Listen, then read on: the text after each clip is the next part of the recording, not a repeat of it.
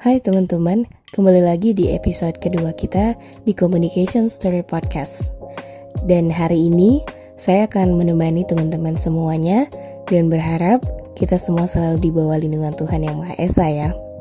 So hari ini teman-teman, apa ada yang lagi bad mood atau good mood? Karena di tengah kondisi seperti sekarang ini memang membuat kita kadang serba salah ya. Bahkan bisa memicu yang namanya salah paham. Ya baik salah paham sama teman, keluarga, pacar, ataupun juga rekan kerja. Tapi kalau kita dengar kata miskomunikasi, memang sering ya miskomunikasi itu bahkan bisa memunculkan yang namanya konflik batin. Kok bisa terjadi?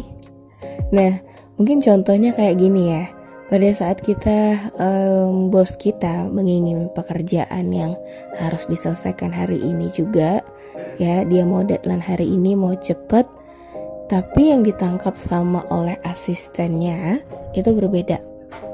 Jadi akibatnya hasil akhir yang diinginkan oleh bos itu tidak sesuai dengan apa yang diinginkan oleh bosnya. Nah, apalagi nih teman-teman, kita hidup di zaman sekarang ya, banyak pekerjaan kita yang menggunakan teknologi, dan teknologi memang mendominasi kehidupan kita. Dan misalnya pada saat kita melakukan video konferensi di suatu organisasi atau pekerjaan, kemudian juga kita melakukan pesan chatting ya, yang itu semua menggunakan teknologi yang canggih. Nah, misalnya nih, miskomunikasi itu bisa terjadi pada saat kayak ada kendala gangguan internet pada salah satu peserta, dan sehingga peserta tidak bisa atau tidak terlalu menangkap apa yang disampaikan oleh si mentor ya. Kemudian ada pula nih miskomunikasi terjadi pada saat kita tidak benar-benar membaca pesan dari teman kita, dan hal ini yang terkadang membuat kita menjadi miskomunikasi. Jangan salah loh, miskomunikasi ini memang bisa memicu ya, dan terjadi karena dari hal-hal sepele jadi masalah besar. Ya contohnya mungkin teman-teman ingat di zaman Perang Dunia Kedua, bom Nagasaki dan Hiroshima. Itu kan kenapa terjadinya Perang Dunia Kedua, itu terjadi ketika Jepang itu diminta sama sekutunya si Amerika agar menyerah ya, tapi Jepang menjawab permintaan tersebut dengan menggunakan mokusatsu, jadi tidak memberikan komentar sampai keputusan diambil. Itu dari pihak Jepang. Tapi kata mokusatsu itu oleh kantor berita Domei diterjemahkan ke dalam bahasa Inggris yang artinya ignore, ya, tidak peduli. Nah, sehingga ini memicu si Amerika untuk langsunglah mengebom Hiroshima dan Nagasaki. Ini menjadi salah satu penyebab juga nih teman-teman. Jadi miskomunikasi itu jangan disepelein. Kalau disepelein itu bisa menjadi masalah yang besar. Ya, ini terjadi ya sama kita semua, termasuk juga sama saya. Dan pastinya teman-teman, miskomunikasi itu banyak ya penyebabnya. Ya seperti yang sudah saya utarakan tadi, seperti gangguan sinyal yang kurang bersahabat, terus juga mungkin gadget kita yang kurang kompatibel, terus kadang kitanya salah menafsirkan pesan karena grammar ataupun tata tulisan ya yang membuat kita salah penafsiran. So teman-teman, penting sekali untuk kita bisa memahami pesan. Ya kalau kita salah memaknai pesan, ya pasti dong miskom bakal terjadi dan akan memunculkan konflik.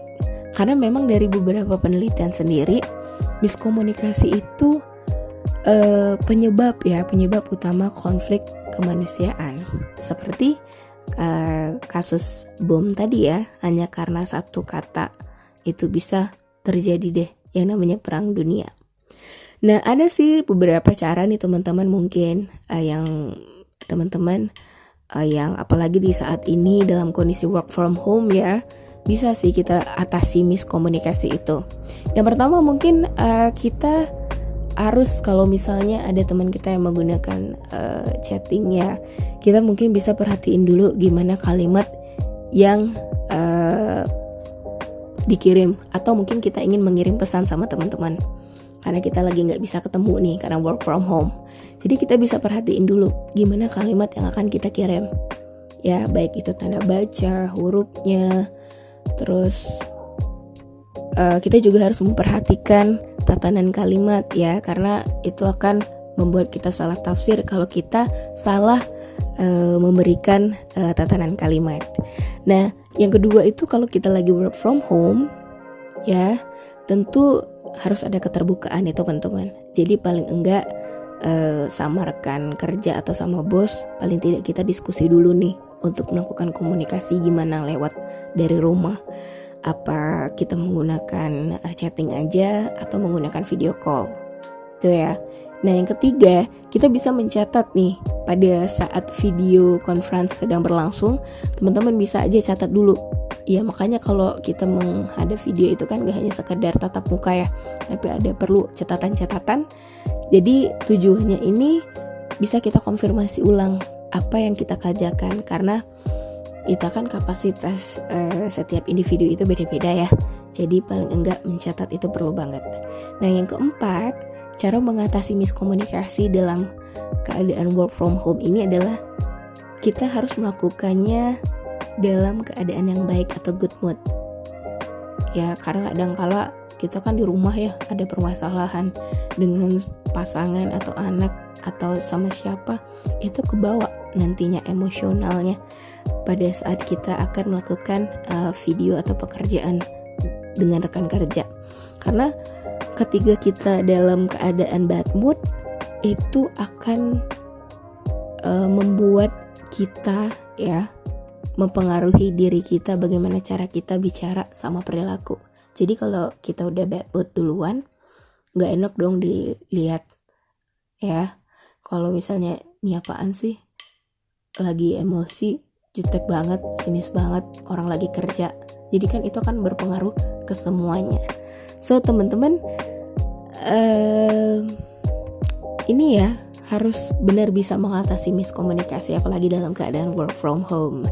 Nah sering juga ada berita viral ya, yang mungkin juga teman-teman dapetin, kayak adanya kesalahpahaman mahasiswa zaman sekarang itu ngasih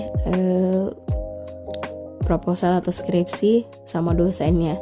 Jadi berita itu ya mungkin teman-teman udah baca, buat si dosen tidak kurang suka dengan cara perilaku si anak mahasiswa ini tadi. Ya mungkin itu menjadi salah satu pelajaran juga ya mungkin untuk kita, karena itu juga salah satunya karena salah menafsirkan, atau kitanya yang sebagai anak muda kurang bisa tahu cara mengatur atau cara berkomunikasi yang baik dengan orang yang lebih tua. Nah mungkin kita bisa sih pahami dulu kayak masalah yang tadi ya, kayak gaya komunikasi kita yang sebagai anak milenial ya, yang mungkin kalau gaya anak milenial itu sukanya direct, tidak suka bertele-tele, tapi padahal sebenarnya maksudnya itu baik. Hanya saja yang salah itu mungkin orang yang kita hadapi.